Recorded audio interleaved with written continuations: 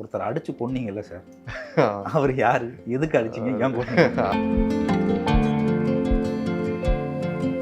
ஈஸியாக வந்துட்டு அதோட அருமையும் நல்லா இருக்காதுல்ல. தியாகராஜன் குமார் ராஜா சூப்பர் டீலக்ஸ் பண்ணேன் 2018 வந்தது. என்னோட ஃபேஸ் வந்து ரிஜிஸ்டர் ஆகலை ஆடியன்ஸ் கிட்ட இல்லையா, அதனால ஆடியன்ஸ் யாருமே என்னை கண்டுபிடிக்கிறதே இல்லை. ட்ராமா தான் சார் மெயின், ஃபஸ்ட்டு ட்ராமா தான். கனமாவே சொல்லிக்கிட்டு இருந்தால் அவங்களுக்கு அது ஏற மாட்டேங்குதுன்னு நினைக்கிறேன். இந்த மாதிரி லைட்டாக சொன்னாதான் அது கொஞ்சம் கொஞ்சமாக.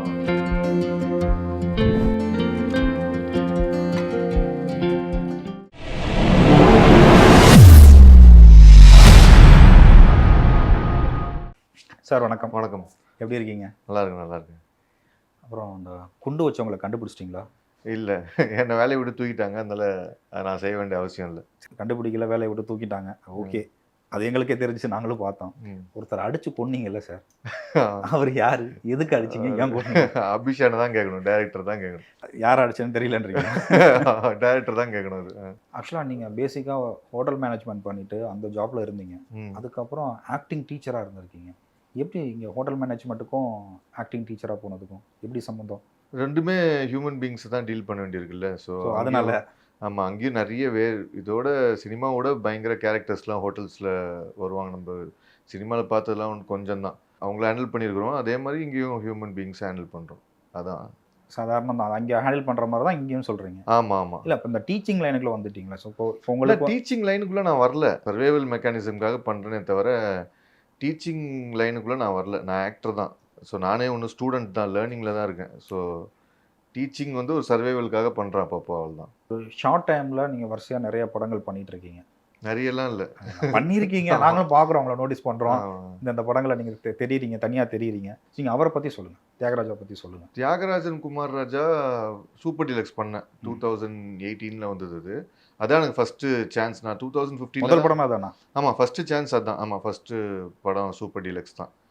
ஸோ அவரோட ஒர்க் பண்ணுறது ரொம்ப சிம்பிளாக இருந்தது எனக்கு. ஏன்னா ஒரு அந்த சின்ன ரோலுக்கு கூட ஒரு ஆஃபீஸ் கூப்பிட்டு என்ன பண்ணணும், இந்த ரோலுக்கு என்ன பண்ணணும், என்ன பண்ணக்கூடாது, நீங்கள் யோசிக்க வேணாம் இதுக்கு மேலே அப்படின்ற அந்த அளவுக்கு கூட கிளாரிட்டி நிறைய இருந்தது. அதனால் அவரோட பண்ணுறதுக்கு ஈஸியாகவே இருந்தது. ஏன்னா நிறைய கிளாரிட்டி கொடுத்துருவார், இதுதான் பண்ணணும்னு உங்களுக்கு முன்னாடியே தெரிஞ்சிடும். ஸோ அந்த இது இருக்கும். ராஜமுருகன் சாரோட ஒர்க் பண்ணால் அவரும் நிறைய கிளாரிட்டி, அவரும் ரிகர்ஸ்லாம் பண்ணுவார்.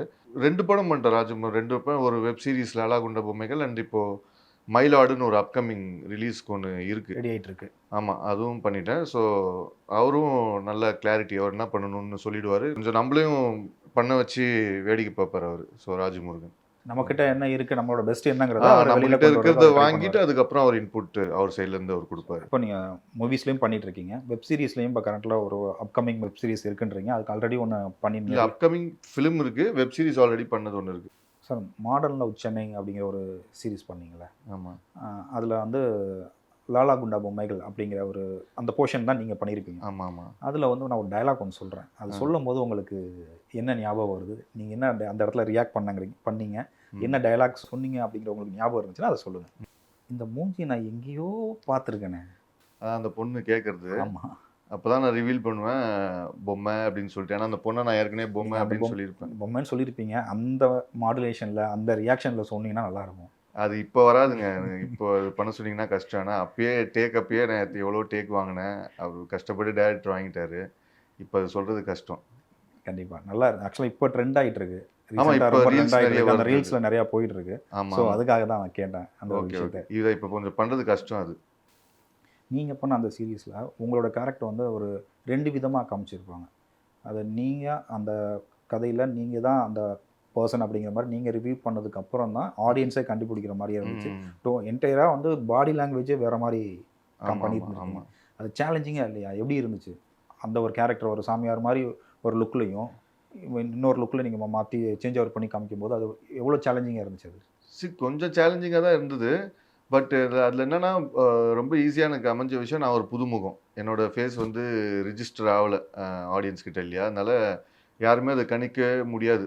இன்னொன்று, நான் தாடி வச்சுருந்தா க்ளீன் ஷேவ் பண்ணால் நான் நேச்சுரலாகவே கொஞ்சம் வேற எல்லாருமே அப்படி இருப்பாங்கன்னு நினைக்கிறேன். ஆக்சுவலாக நீங்கள் இப்போ டூரிஸ்ட் ஃபேமிலி படத்தில் பார்க்கும்போது இருந்த லுக்குக்கும் நீங்கள் இப்போ இருக்க லுக்குக்குமே என்டையராக வேறையா ஆமா. இருக்குது, வேற மாதிரி டிஃப்ரெண்ட்டாக இருக்குது. ஆமா. ஸோ அது உங்களுக்கு மிகப்பெரிய ப்ளஸ் பாயிண்ட் அது நினைக்கிறேன். ப்ளஸ் பாயிண்ட் வரும். அது லாலா குண்டால வந்து இப்போ நானே ஒரு நேச்சுரல் தாடியே கொஞ்சம் இருந்தது. அதுக்கு மேலே எக்ஸ்டென்ஷன் பண்ணி, அப்புறம் அதில் சீனாவும் ஆக்ட் பண்ணும்போது அது வேற மாதிரி எழுதப்பட்ட விதம், வேற மாதிரி ஒரு மூடில் இருக்கும் அது. ஸோ அதெல்லாம் எனக்கு ஹெல்ப் பண்ணிச்சு. மெயின் மேட்ரு வந்து நியூ ஃபேஸ். ஸோ ஆடியன்ஸுக்கு சுத்தமாக கணிக்குது. அதனால தான் எனக்கு காஸ்ட்யூம் பண்ணாங்க அதில். ரெண்டு விதமாக பாடி லாங்குவேஜை கேரி பண்ணியிருக்கீங்களா? இப்போ ஒன்று அந்த கேரக்டருக்கு ஒன்று, அதை சேஞ்ச் ஓவர் பண்ணிட்டு வரும்போது இன்னொரு விதமாக இருக்குல்ல, ரெண்டு பாடி லாங்குவேஜ் பண்ணியிருக்கீங்க. அது எப்படி பண்ணீங்க? அது ரைட்டிங்லேயும் இருக்குல்ல, அவர் எழுதின விதத்துலையும் இருக்குல்ல. வேணா ஒரு இடத்துல வந்து ஒரு எழுதின சீனு, செட்டப்பு, உட்காந்துருக்கிற விதம், சீனே வேற. இன்னொரு இடத்துல சீனே வேறன்றதுனா ரைட்டிங்கே எனக்கு ஹெல்ப் பண்ணிச்சு. சூப்பர். ஸோ ரைட்டிங்லேயே அது இருக்குது. ஸோ அதை அப்படியே நம்ம கொண்டு வந்துட்டோம். டேரக்டர் அவர் என்ன சொன்னாரோ அப்படியே அதை உள்வாங்கி பண்ணிட்டீங்க. ஆமாம் ஆமாம் ஆமாம். சூப்பர். ஆக்சுவலாக நீங்கள் இந்த லாலா குண்டா இதில் வந்து நீங்கள் பண்ண கேரக்டர் பண்ணும்போது உங்கள் கூட கோ ஆர்டிஸ்டாக நடித்தவங்க பார்த்தீங்கன்னா வசுந்தரா பண்ணியிருக்காங்க. வசுந்தரா அவங்க பார்த்தீங்கன்னா நிறைய படங்கள் பண்ணியிருக்காங்க. ஹீரோயினாவும் நிறைய படங்கள் பண்ணியிருக்காங்க. ஒரு எக்ஸ்பீரியன்ஸான ஆர்டிஸ்ட். நீங்கள் வந்து அப்போ தான் அப்கமர். உங்களுக்கு வந்து பார்த்தீங்கன்னா நீங்கள் அப்கமராக இருக்கிறதே உங்களுக்கு ஒரு மிகப்பெரிய ப்ளஸ் பாயிண்ட்டு. ஸோ என்னால் ரெக்கக்னைசன் பண்ணாததுனால தான் கேரியர் அது சேஞ்ச் பண்ணிக்க முடிஞ்சிச்சு அப்படின்னு சொன்னீங்க. நீங்கள் அவங்க கூட நடிச்சிங்க. அந்த எக்ஸ்பீரியன்ஸ்லாம் எப்படி இருந்துச்சு? அவங்க ஆல்ரெடி எக்ஸ்டாப்ளிஷ் ஆன ஒரு ஆர்டிஸ்ட். நீங்கள் ஆல்மோஸ்ட் வந்து அவங்களோட கேரக்டர்ஸ் எல்லாமே வந்து பார்த்தீங்கன்னா அவங்க கூட ஈக்குவலாக ட்ராவல் ஆகிற மாதிரி தான் இருந்தது. அது எப்படி இருந்துச்சு உங்களுக்கு? எனக்கு வந்து அந்த ஃபீலிங்கே வசுந்தரா கொடுக்கல. நான் ஒரு எக்ஸ்பீரியன்ஸ்டான ஆக்டர், நான் எனக்கு எக்ஸ்பீரியன்ஸ் இருக்குது, நீங்கள் இப்போ தான் புதுசுன்ற ஃபீலிங்காக அவங்க வந்து கொடுக்கல. அது credit to her only. So அவங்க சாதாரண ஒரு ஆக்டராக இப்போ என்ன வேலையோ அதை தான் பண்ணாங்களே தவிர, எனக்கு அந்த ஃபீலிங் அவங்க கொடுக்கல. அந்த ஃபீலிங் அதனால எனக்கு வரவே இல்லை. ஸோ ஒரு ஃபெலோ ஹியூமன் பீயிங்கோட ஒர்க் பண்ணுறோன்ற ஒரு இதுதான் இருந்தது. ஒரு கேரக்டர் அவ்வளோதான் அந்த மாதிரி ஃபீல் பண்ணி. ஆமாம் ஆமாம் ஆமாம். சரி, இப்போ நம்ம திரும்ப டூரிஸ்ட் ஃபேமிலிக்கே வரலாம். ஓகேங்களா? ஸோ உங்களோட கேரக்டர் இருக்குன்னு பார்த்தீங்கன்னா ஒரு பயங்கர ஒரு ரஃப்பான ஒரு கேரக்டர் அப்படிங்கிற மாதிரி தான் இருந்துச்சு அந்த படத்தில் பார்க்கும்போது. இன்னொரு விஷயம் என்னென்னா, ஒரு நார்த் இந்தியன் வந்து தமிழ் பேசினா எப்படி இருக்கும் அப்படிங்கிற மாதிரியான அந்த ஒரு விஷயம். அதை எப்படி நீங்கள் பண்ணீங்க? உங்களுக்கு ஹிந்தி தெரியுமா? ஜிப்புகள் ஜாக்கிரதைன்னு ஒரு நாடகம் என் ஃப்ரெண்டு பாஸ்கர் எழுதுனது. நான் அதை டைரக்ட் பண்ணி நான் அதில் நடிச்சிருக்கேன். அதில் நான் வந்து இந்த ஸ்லாங் நான் ஏற்கனவே யூஸ் பண்ணியிருக்கிறேன். நான் அதில் இன்னும் எக்ஸ்ட்ரா வேகண்ட்டாகவே யூஸ் பண்ணியிருப்பேன். இந்த படத்தில் நிறைய கட்டேல் பண்ணி ரொம்ப அந்த காமிக்கல் எலிமெண்ட் வந்துடக்கூடாதுன்னு ரொம்ப சுருக்கிட்டாங்க. ஸோ அது யூஸ் பண்ண அனுபவம் இருக்குது. ஸோ அந்த அனுபவத்தை கொண்டு போயிட்டு கொஞ்சம் ஃபைன் டியூன் பண்ணி இந்த படத்தில் யூஸ் பண்ணிட்டோம். ஓகே. நீங்கள் இதுக்கு முன்னாடி பண்ண சீரீஸாக இருக்கட்டும், இப்போ படங்களாக இருக்கட்டும், அதை தாண்டி இந்த படம் நீங்கள் வெளில வந்ததுக்கப்புறம் உங்களுக்கான ஒரு ரெகக்னைசன்ஸாக அப்படிங்கிற ஒரு விஷயம் கிடச்சிருக்கும். நீங்கள் தியேட்டரில் போய் இந்த படம் பார்க்கும்போது ஆடியன்ஸ் எப்படி உங்களை ரிசீவ் பண்ணிட்டாங்க? ஆடியன்ஸ் யாருமே கண்டுபிடிக்கிறதே இல்லை. ஆமாம், அது ஒரு நல்ல விஷயம். ஆமாம், யாருக்கும் கண்டுபிடிக்கிறதே இல்லை. 3 வாட்டி பார்த்தேன். இன்னைக்கு சாயங்காலம் கூட பார்க்க போகிறேன் படம். மாறுவேஷத்தில் தான் போகிறீங்க. ஆமாம் ஆமாம். ஸோ ஆடியன்ஸ் எனக்கு கண்டுபிடிக்கிறதே இல்லை. ஸோ ஆடியன்ஸ் கண்டுபிடிக்கணும் அப்படிங்கிற ஒரு ஆசை இல்லையா? இருக்குன்னு சொல்லலாம். ஏன்னா கண்டுபிடிக்காமல் இருக்கிறது எனக்கு பிடிச்சிருக்கு. இந்த ஃபேஸ் எனக்கு பிடிச்சிருக்கு. நம்ம பேசிகிட்டு இருக்கும்போது ஒரு விஷயம் சொன்னீங்க, நான் ட்ராமா டைரக்ட் பண்ணியிருக்கேன், நண்பர்கள் எழுதின ஒரு கதையை நான் டைரக்ட் பண்ணியிருக்கேன் அப்படின்னு சொல்லி. இது எப்படி சார் இந்த ஜானிலாம் விட்டு ட்ராமாக்குள்ளே? சார் ட்ராமா தான் சார் மெயின். ஃபஸ்ட்டு ட்ராமா தான். அதாவது தியேட்டர் தான் நான் ஃபஸ்ட்டு பண்ண ஆரம்பித்தேன். அதாவது ஹோட்டல் மேனேஜ்மெண்ட் இருக்கும்போதே நான் வந்து தியேட்டரை வந்து ஒரு பேஷனுக்காக பண்ண ஆரம்பிச்சிட்டேன். ஒரு ஈவினிங் பார்ட் டைமாக பண்ணுவோம்ல, பேஷன் பண்ணுன்ட்டு அப்பயே நான் வந்து பண்ண ஆரம்பிச்சிட்டேன். அப்புறம் அந்த ஹோட்டல் மேனேஜ்மெண்ட், அந்த ஜாப் ஃப்ரஸ்ட்ரேஷன், அது ஜாப்லாம் போயிட்டதுக்கப்புறம் தானே இந்த பேஷன் வந்து ஃபுல் டைமாக உருவெடுத்துச்சு.